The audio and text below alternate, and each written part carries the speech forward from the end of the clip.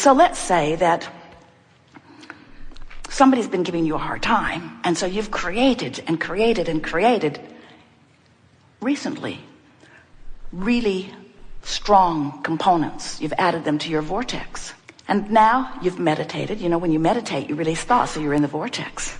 Or you got on a rampage of appreciation, you're in the vortex. You stop doing those things that you do that kept you out of the vortex, and when you stop doing those things you do that kept you out of the vortex brings you in, and when you're in there, oh, it is so sweet. Your body feels good, your mind is clear, it's evident to others around you, you're thriving. But then, even inside the vortex, the phone rings.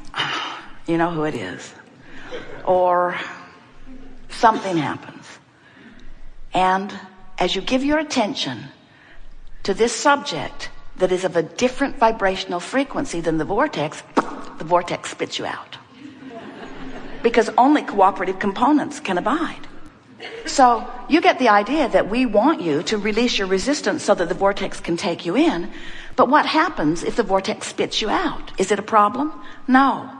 Because you came forth into this physical experience understanding that the creative process is 3 steps. Step 1, ask. And you need contrast to do that. If you don't have a variety to choose from, you have no way of asking. So step 1 is important. And step 1 happens in the majority of cases when you are outside of the vortex.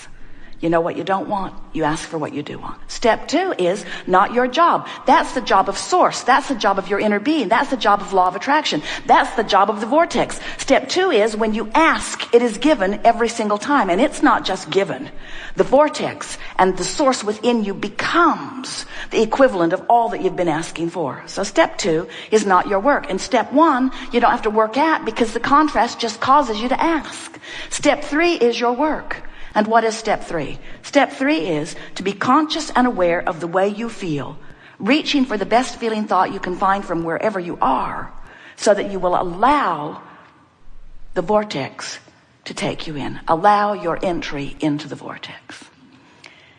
If we were standing in your physical shoes, we would be eagerly aware of this vortex of creation. But we would not freak out when we're having a step 1 moment. When you're having a step 1 moment, understand your relationship to the vortex. Say to yourself, I'm ornery as I can be as I'm having this step 1 moment, but the good news is I'm putting things in the vortex. In other words, at least be aware that that's what you're doing. And then say, and I know the happy old vortex is over there just spinning around, gathering all the cooperative components, but for now I intend to just complain. Because in my complaining, I'm adding more to the vortex. That's my justification. And we say, yes, you are. And we do want you to be easy when you're not in the vortex, but we want you to be in the vortex. And you don't need to worry. There is enough contrast that surrounds you that you'll have plenty of step 1 opportunities.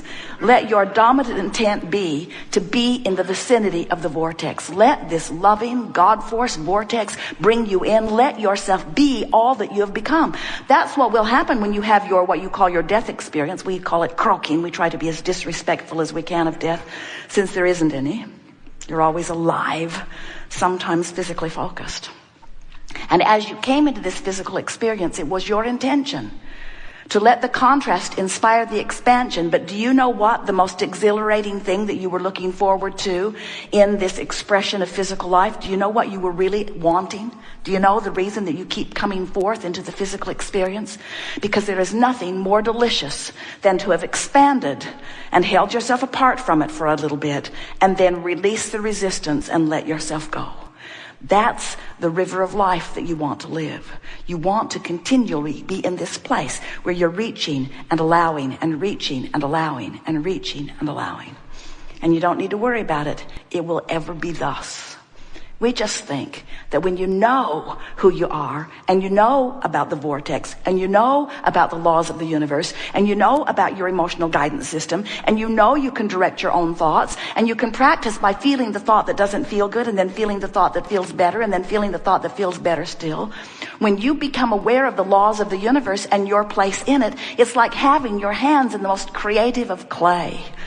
And then life is so good, just like you knew it would be. So do you get it? Can you feel this assembling of cooperative components? Can you feel the doneness of what you've asked for? Do you know your veritable fortune, the bodily conditions that you seek, your lovers, all things that you're asking for have already been gathered and are lined up, waiting for you to enter the vortex where you have visual awareness, sensual awareness of them. You can't set your radio dial on 6:30 a.m. and hear what's being broadcast on 98.7 FM. You got to be in the vortex in order to see the combining and cooperative components. Do you understand? So if you are in despair or fear, even though what you want has gathered, you're so far from it you can't see it. That's why you don't believe it. You don't see any evidence of it. If you're angry, you're still not seeing it. Probably wanting it more, but still not seeing it. When you're in frustration or overwhelmment, you're not in the vortex. You're not allowing yourself full vision or manifestation. You're not allowing it to unfold into your experience. When you get into hope, now you're in the vicinity. When you are feeling hopeful about something, even though you haven't seen it, that means you've released enough resistance. And in the releasing of resistance, you are cooperating enough vibrationally that the vortex can bring you in. You see how it works? The vortex is bringing in all cooperative components. But if you're over there beating the drum of a different vibration, then you're not a cooperative component, and you can't be someone who comes into vibrational alignment with your own creation. You're a holdout of your own creation. And what's so interesting about that is that if life hadn't caused you to create it, you wouldn't even notice through negative emotion that you're not there. In other words, if you hadn't expanded, not going wouldn't feel uncomfortable. So when you feel negative emotion, it always means two things. First, you've created one whopping swirling vortex, and you're not going. Oh, you're going. You're just going to wait till you croak, maybe, to go. We don't think you should have to croak to get in the vortex.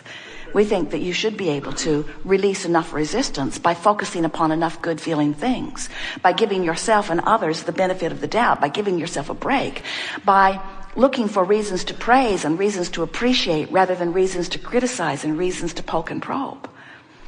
When you release or relax your resistance, the vortex will bring you in, and then your heart will soar, your mind will clear, your path of creation will unfold, and then you will be living the life you intended when you came forth into this physical body.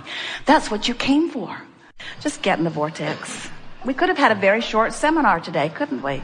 Hello, it's nice to see you. You are lovely people. You are worthy. The source within you adores you. You are pure positive energy. Get in the vortex. Have a nice day. Goodbye. It's really all you needed to hear.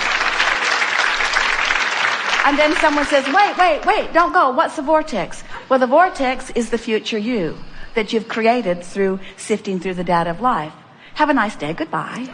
You say, wait. The vortex is the future me. Well, how do I catch up with the future me? We say, by focusing in the direction of what feels good. Have a nice day. Goodbye. And you say, wait. How do I know? How do I know what feels good? And we say, you got to be kidding. You got to be kidding.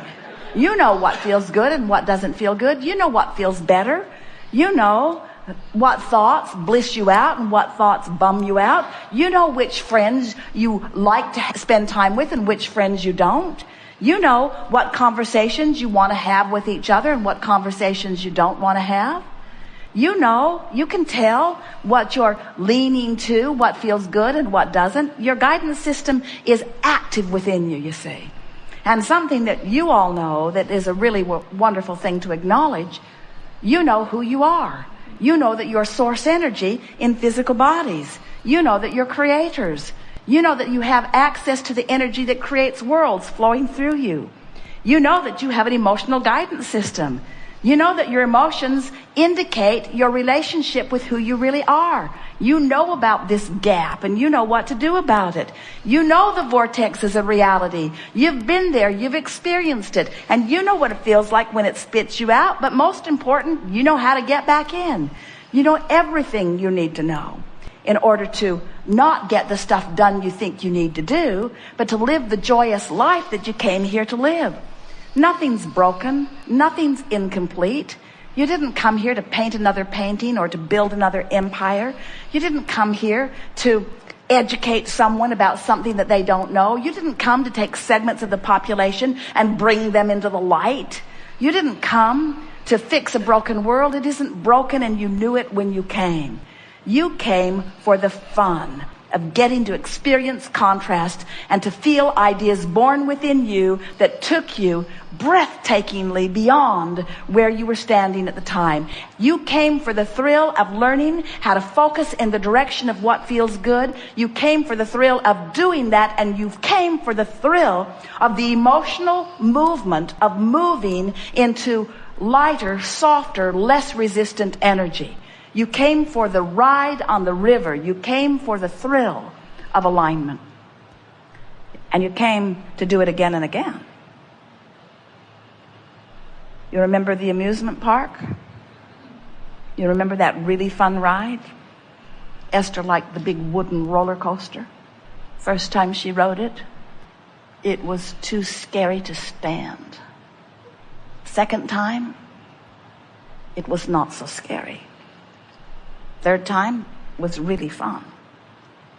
So she just got in line and wrote it again, and got in line and wrote it again, and got in line and wrote it again, and got in line and wrote it again, and got in line and wrote it again, and got in line and wrote it again, got in line and wrote it again. Her mother said, "Aren't you tired of that?" No. Once I got over being afraid, it thrills me every time. Fortunately, they only stayed one day. Thrilling and thrilling and thrilling and thrilling to write it again and again and again. You are a remarkable group of deliberate creators who have patiently poured with us through focus wheels. You have watched people come into alignment, and you've felt their movement in your own solar plexus. We've noticed you did. You have come to new, keener awareness of who you are. You are hearing and seeing and sensing through an exaggerated state of being.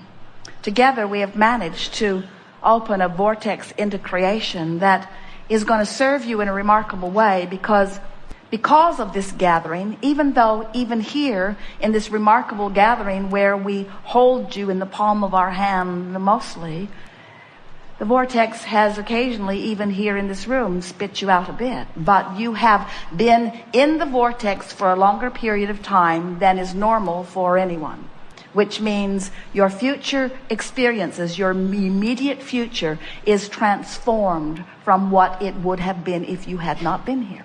So your homework, there isn't any of that. No, there is. Your homework is to watch for the evidence of your improved vibrational vantage point. Your point of attraction has shifted. It is our promise to you.